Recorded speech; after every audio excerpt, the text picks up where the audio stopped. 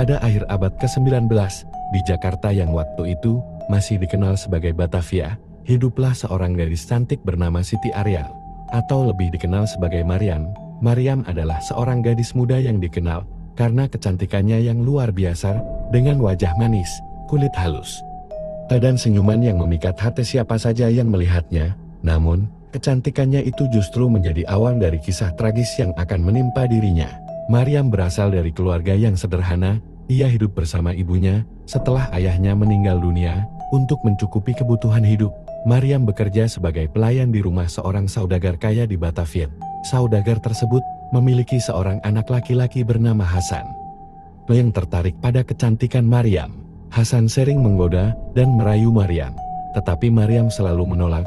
Baginya, Hasan bukanlah orang yang baik hati. Hasan terkenal sebagai pria yang kasar dan tidak sopan, sering menggunakan kekuasaannya untuk mendapatkan apa yang dia inginkan. Penolakan Maryam membuat Hasan marah dan memutuskan untuk mengambil tindakan yang lebih kejam.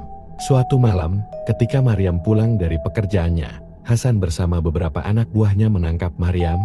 Mereka membawa gadis malang itu ke sebuah tempat terpencil di dekat jembatan Ancol. Di tempat itu, Maryam diperlakukan dengan kejam. Hasan dan anak buahnya memperkosanya, kemudian membunuhnya. Untuk menghilangkan jejak kejahatan mereka, tubuh Maryam dibuang ke sungai di bawah jembatan Ancol.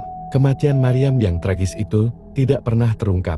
Hasan dan anak buahnya berhasil menyembunyikan kejahatan mereka, dan kehidupan di Batavia berjalan seperti biasa. Namun, arwah Maryam tidak tenang. Kematian yang begitu menyakitkan membuat arwahnya terus gentayangan di sekitar jembatan Ancol, mencari keadilan yang tak pernah didapatkannya. Sejak saat itu, penduduk setempat mulai melaporkan penampakan seorang gadis cantik di sekitar jembatan Ancol. Gadis itu berpakaian serba putih, dengan wajah yang pucat, namun tetap cantik, dan sering terlihat berjalan sendirian di malam hari. Banyak yang mengatakan bahwa gadis ini adalah Maryam. Yang arwahnya tidak tenang dan terus mencari pelampiasan atas penderitaan yang dialaminya. Para pengendara yang melintasi jembatan Ancol pada malam hari sering melihat sosok ini.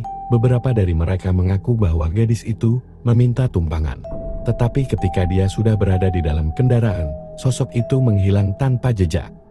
Ada juga yang merasa tiba-tiba dingin dan melihat sosok gadis berpakaian putih berdiri di pinggir jalan, menatap mereka dengan mata yang sedih. Cerita ini terus berkembang dan menjadi semakin terkenal seiring berjalannya waktu. Banyak orang yang mengaku pernah melihat atau merasakan kehadiran si manis di jembatan Ancol, dan cerita ini pun diceritakan turun-temurun sebagai salah satu legenda urban Jakarta.